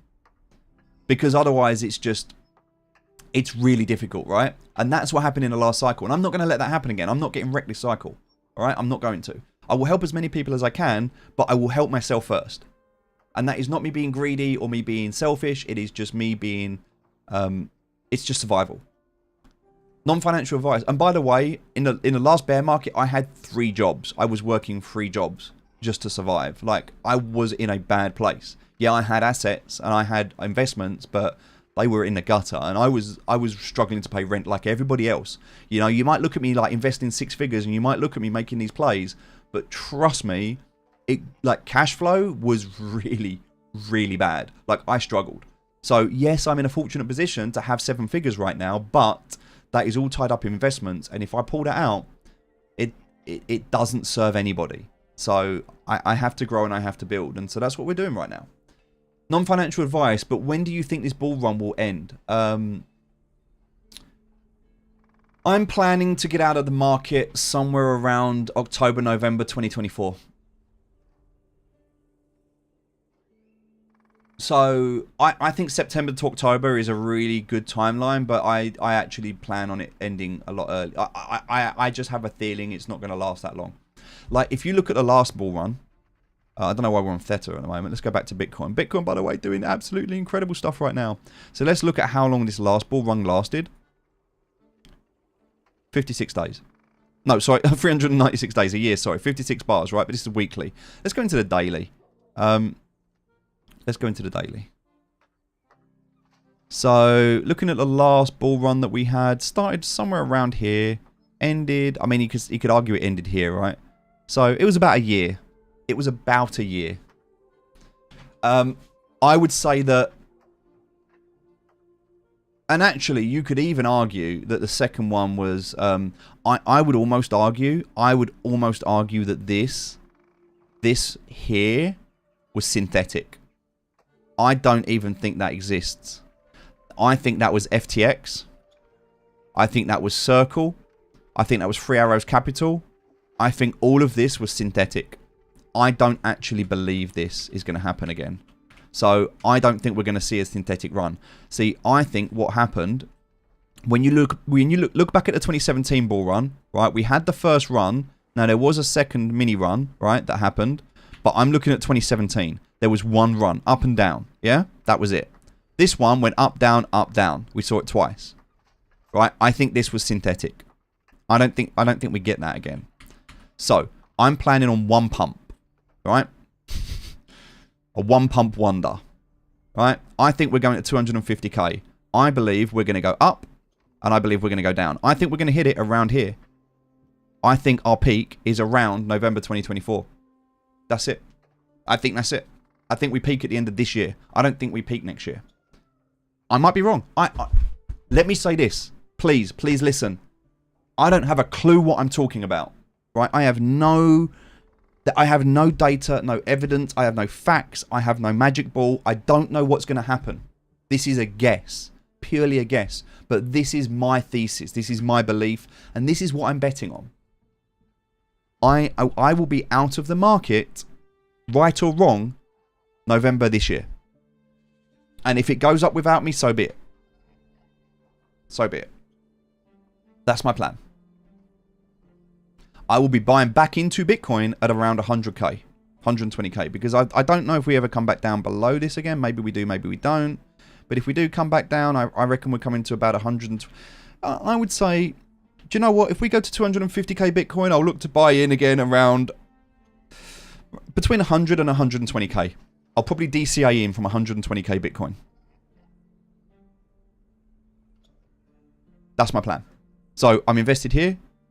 I'll get out of the market completely. When it eventually comes back down, which it will, when it eventually comes back down, I'll buy back in here, and that's me. I'm done. I'm holding for the rest of my life. My Bitcoin then will never be sold. Here, my Bitcoin that I buy here will never be sold. That's my plan. Right or wrong, that's what I'm going to do. Not financial advice, but when... Oh, yeah. Asking because I need to transfer my crypto proceeds to US dollar for a down payment on a first home. So, Swayze, what I would do in that situation, just to stop a taxable event happening by... Because if you transfer your crypto to US dollar, you're triggering a taxable event, right? So, for a down payment on your first home... So if you have a house, right, one of the things you can do with a house, if you've got property, is you can release equity in that property, meaning you can take a loan out against that house, right? And you're hoping that the value of that house doesn't go down. So what I would be doing is I would be taking a loan out against my Bitcoin. Now, I would not be taking a loan out that is going to see me get wrecked. And I would probably look to do it. I mean, I would be holding until the market dumps. When the market dumps, I would be buying back into Bitcoin and then taking a loan out. And that is when I have cash flow. So I'm also looking to buy a house, but I'm not looking to buy a house until potentially 2026, 2025, 2026, when the market crashes. I will buy Bitcoin. I will take a loan out against that Bitcoin when I believe it's at the bottom. And then as Bitcoin pumps up, I will pay the interest off the loan with profits that I make and cash flow generating assets. That's my plan. For KDA, one of their advisors is Stuart Halber. He is one of the co-investors of blockchain technology. Not sure if you knew that. I didn't know that, actually. The old games, the ones that last, Dota 2, Counter-Strike. The games that I go back to over again, like Dota, like Rust, like Counter-Strike, I can count them on one hand. I can literally count the 10-year games. Think about 10-year games. Games that you still play after 10 years. Right? Or 5 years. 5-year games. 5 to 10-year games. You can count them on one hand.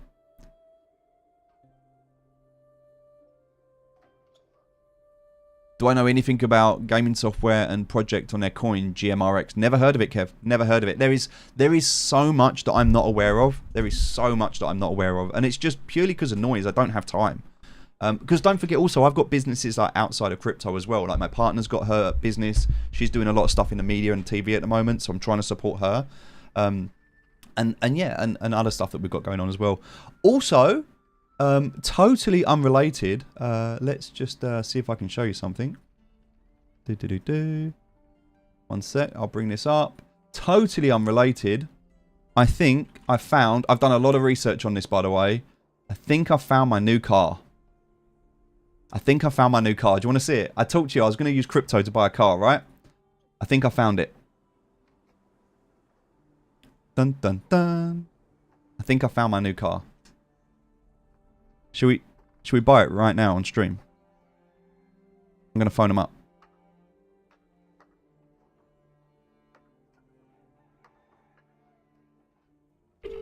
Thank you for calling Jardine Milton Keynes. We're regulated by the Financial Conduct Authority. Calls may be recorded for training and monitoring purposes. To ensure we direct you to the right part of our business, please select one of the following 6 options. Press 1 to speak to us about buying a new or used car. Press 2 if you... I don't need a Lambo. I'm happy with this.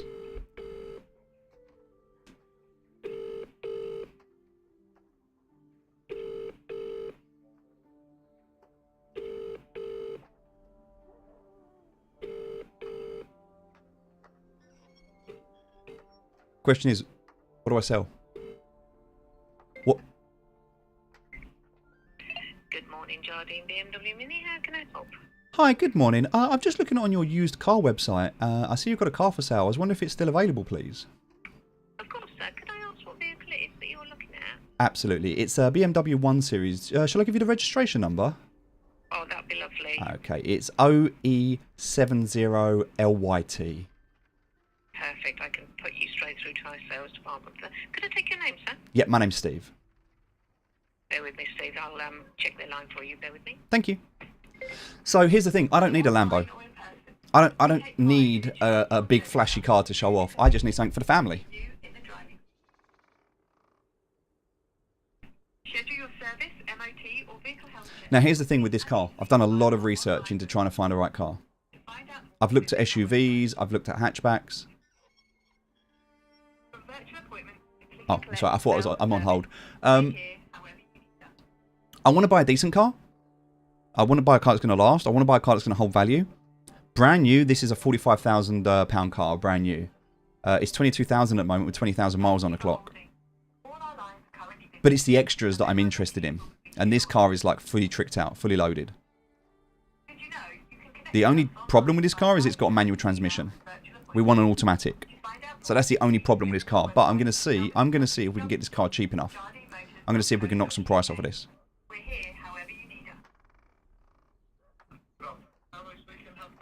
Hey, good afternoon. My name's Steve. I was just looking on the website at one of the cars you have for sale. I'm wondering if it's still available. I'm just inquiring. Which car was it, please? It's a BMW 1 Series. I've got the registration if that helps. Yeah, go on, please. It is OE70LYT. I'm sure I'd set that in high. Is that car? It's not actually the car that I want, but it's as close as I can find at the moment. Is it for yourself, Steve? Yes, that's correct. And it'll be a cash purchase as well. So I'm just logging on now. Sorry, chat. Give me a sec. 20,000 miles. Isn't that? That's it, yeah. Well, ideally wanted an automatic. I know it's manual, but I've done a lot of research into the cars, and it's got. I want the tech and the comfort pack, and it's very difficult to try and find one. It's true. You can get one or the other, but not both. And so, unfortunately, whilst this does have both, it's the manual, which we do want the automatic, which is why I'm just inquiring on this.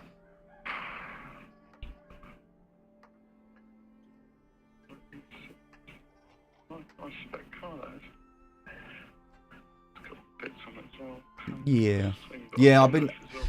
Electric boot lid as well. Yeah. It's double check it's available. I'll tell you why. So people click and reserve online. Of course. And sometimes you start talking about a car that's gone already. So. Yep, that's exactly why I wanted to check with you first.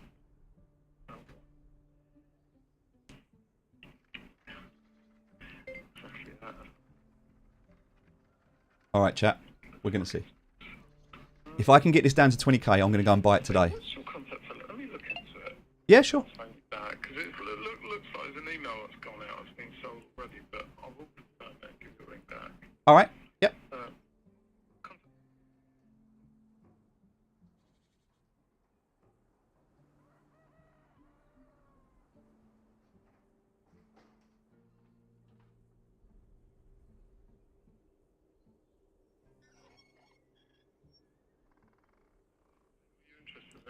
I can come pick it up today, but I was just wondering what the best price is. The website price is $22,990. I'm wondering if that's fixed or if there's any room on that, because again, I'm looking at some others as well, and I'm quite tempted to go. I found a very, very similar model, but it's automatic. It's just higher mileage. Yeah. Again, first things first. Let me just double check it's available. Yeah. Sure, but I could come down and pay cash in full today and pick it up if it's available. Yeah. You local then? Not too far. I'm actually I'm just North London, but I can head up. Yeah, we're not. Let me phone you back on it. Yep, no worries, buddy. No worries. Thanks for your time. Cheers, mate. Bye. All right, there we go, chat. We'll see. If they can come back to me and offer me 20 grand for it, I'll go and pick that up today. I'll probably push to 20,500, but I don't want to pay 23 for it. It is manual. I don't want a manual car. I've seen some other models. But one of the things with the BMW that I've looked at that's really interesting, I'm just going to bore you for a second here because this is quite interesting. There's actually 4 different spec models of this car, right? Now, the 118i is not the top spec model. It's the one under the top spec model. But the emissions are a lot lower. The top spec model has high emissions. And I live in London. And the problem I have being in London is that we have to pay something called ULEZ. We have to pay for emissions, and so the tax on the car goes from being 200. So if you look at like a UK Gov tax, the taxable vehicle rates in the UK, basically what it means is if I buy the 118, then I pay £245 a year tax. If I go for the top model, I have to pay £635 a year tax. So I'm paying an extra £400, which is like, what, another $500 a year extra, just by going for the higher spec. Again, I'm not trying to waste money. Do you know what I mean? I'm not trying to throw stuff away. So for me, I don't need the top spec. The same reason I looked at getting a Jag, the same reason I'm not getting a Jag. I wanted to get the SUV, the Jag, the E-Pace. The reason I'm not getting the E-Pace, I also looked at Mercedes, A-Class Mercedes. The Mercedes isn't built that well. The BMW is built better than the Mercedes at the lower tier. And so what I liked about this car is it's got the upgraded brake calipers on it, which are quite nice. It's a 5-door, which is important to me. You need to look in BMWs when you're looking to buy a BMW 1 Series. You need to look at the display, this heads-up display. It's either got the manual dials, the analog dials, or it's got a digital display. This is a digital display. The digital display has an upgraded operating system. It has a 10-inch screen rather than a 7-inch or an 8-inch. And it has an upgraded, better, more responsive, with more applications. So the onboard CPU is better with the digital display. So that's the first thing you have to note if you're buying this car. You only look for the ones that have got the full digital display and not the analog ones that you're used to. That's the first thing. Second thing I'm looking for is this button here. This button that you see on the steering wheel here is a heated steering. So you can have heated steering. So that's something that comes with this car as part of a comfort pack. So if I see that button, I know it's got the comfort pack. Well, part of the comfort pack. So the other thing that I'm looking at when I look at a car like this, if I'm going to buy it, this is the research that I did into looking. And I looked at several different models. All right. A lot of this is just crap. We don't care about it. I mean, it's a nice car. Is also the interior. So this is full leather. There's part leather and full leather. This is full leather, which is nice. Pay a little bit extra for that as well. It's got the upgraded brake calipers, which are nice. Got the upgraded headlights. This one's got a sunroof on it. Not all of them do. It's also got the black grille. Now, I like the black grille on the front. It looks nice, but the black grille only really works on a black car. The black grille doesn't really work on any other car. I don't think it looks nice. But I think the black grille is better than the chrome grille, but only on a black car. Makes it look a bit menacing, which is nice. It's also got NFT technology, and not NFT as in crypto NFT, but in terms of I can walk up to it with my phone and I can unlock the car with my phone. I don't need a key, which is nice.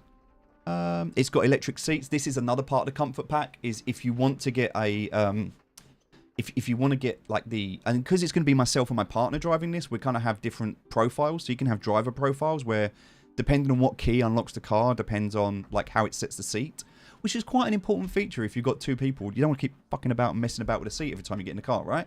So this is another part of the comfort pack. You don't get this on every BMW, so you have to check this. So you have to be able to, and not everyone shows you a picture of this.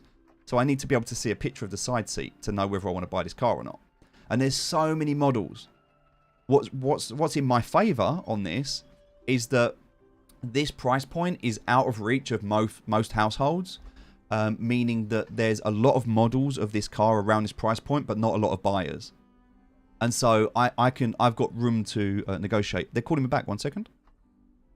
Hello, Steve speaking. Hi, Steve. It's Paolo from BMW. Hey there. That was quick. Hi. I have no problem, mate. I thought I'd just deal with it straight away. That's been sold, that one. It's Perfect. been delivered, so I don't know why it's still showing available. Which website is it on? You've seen It's on BMW. Usedcars.bmw.co.uk. Oh, no. That should have been taken off the system. No worries. Good to know. But is that the sort of spec you're looking for? Top spec, automatic, black, ideally. That would be perfect. So it's got to be an auto, it's got to be black. We found one in Heathrow, very similar. I'm going to inquire on that one. I just thought I'd check with you first, because if there was room to negotiate on the price on that, I would have picked it up, because it's similar to what we want, but not exactly. But I have seen another one, so we'll inquire on that one. But no worries, mate. Thanks for your time.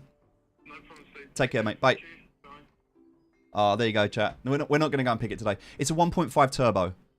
1.5 turbo. And to be honest, I don't need, like, my current car that I've got outside, we've got two cars at the moment. We've got a Saab convertible, and I've got a Vauxhall Insignia. They're both 2-litre turbos. They're both petrol. They're both 2-litre turbo petrol. I don't, like, the turbo's nice, but we don't need it. And also the 2 litres nice, but I don't need it. Like, a 1.5 turbo's absolutely fine. I mean, this is going to be used for a little bit of motorway driving, and mostly it's going to be used for like driving around central London. It's coming from BMW. I mean, it's been checked. It's coming directly from a BMW approved retailer, so it's got 20,000 miles on the clock. I mean, these are all coming from showrooms and coming from like, it's not a private sale. So yeah, it's all fully checked, and it comes with a warranty as well. So if there's any problems, you can take it back to BMW. Like, it's coming from actual the BMW themselves. I did a lot of research into looking into this, but yeah, that's one of the things I'm looking at. So I will buy one. Not today though, not today. But anyway, let's jump back to this. Got some events to do. So we were playing Blocklords. I am going to be buying a car this week. We are looking for one to buy. It's going to be probably the BMW 1 Series is what I think we've set on now. And ideally my budget was about 17.5 grand. I didn't want to spend more than that. I'm willing to spend up to 20 if it's got all the extras on it. But that was a little bit outside of what I wanted to spend. Which is a lot of money to spend on a car, by the way. But this is a car that we'll keep for like 10 years. Hopefully, as long as we don't have an accident. We try this. Does it work? Yeah, it worked. Alright, let's go. I don't know why I just spent that stone. Now that you stream that, the guy you upset will see it and buy a car before you. I don't think he will. Could you imagine? I don't care. I mean, you know, I was more than happy to go and pick that up and buy it today. If someone else wants to buy a car instead of me, then good luck to them. Good luck to them. Oh, this is new. I've not seen this one before. This is new. The Fishing Frenzy. The village river is teeming with fish. Invest in fishing gear. Train villagers to fish. Host a fishing tournament. Let's go for a fishing tournament. Oh, the tournament fails to attract. Alright, well, okay. That's new. I haven't seen that one before. Alright, farmers. Let's get this field sorted, shall we? This was only meant to be a 30-minute stream, by the way, and I've already been streaming for much longer. Which is all good. It's all good. How long have we been streaming for? 2 hours. Okay. 30-minute stream that's been streaming for 2 hours. Lol. let's just finish this off, and then I'm going to have to head out, unfortunately. Got some work I've got to do today. In fact, I better get ready for that now. I will... Yeah. Hopefully it's been useful. It's been good to catch up with you. I'm going to be playing this every day in the morning. I'm probably going to sit down with a cup of tea in the morning and just do like a little chill stream. Where we can just have a chat. If you've got anything you want to ask me, I'll be here. But otherwise, you know, just going to play this. Not from any earning potential, but I'm trying to prepare myself for the next season. So thinking about what I want to do on this today, I kind of just want to get... I don't even know why I want to do this. Like, I don't think there's any need to do this. But I want to get the bakery to level 5. So I need to upgrade this. So I need to... Just a little bit more in terms of wood plank. And then I can focus on the other stuff I need. So... yeah, I can work on this. So I'm going to work on getting this upgraded to level 5 today. I can do that. And then after that, I just need to do the cow pen. So we'll do the bakery today, the cow pen, get that to level 5, and then Sector 1's done, I can leave it. I'm not bothered about Sector 1 at that point. Then I'm going to come into Sector 2, and I'm going to upgrade these 2 houses to level 5. That's my next job. 2 houses to level 5. And then I'm going to upgrade this foreman house to level 10. I can't upgrade this because someone's in there, but I'm going to upgrade this to level 10. Then I am going to come in here, and I'm going to upgrade this to level 5. Then I'm going to upgrade these houses to level 5. So then I've done my recruiting squads is going to be as high as it can be at the moment. Then I'm going to upgrade the wheat fields to level 5. Then I will upgrade the cow pens to level 5. Because I think they're important. And then I'll also do this wheat field and these cow pens to level 5. I'm not going to bother using these wheat fields anymore. Or this cow pen. I just don't feel the need to use them.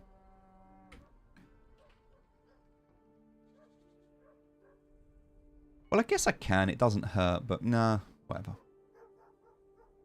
No, you're more than welcome, Kev. Glad it's been useful. And then the other thing I'm doing at the moment, I'll check in as well, by the way. So I want to check in every day. I've not missed a day so far. So I want to do my 25-day check-in. 30-day stream, so I need to stream for 30 days. Look, they've changed it.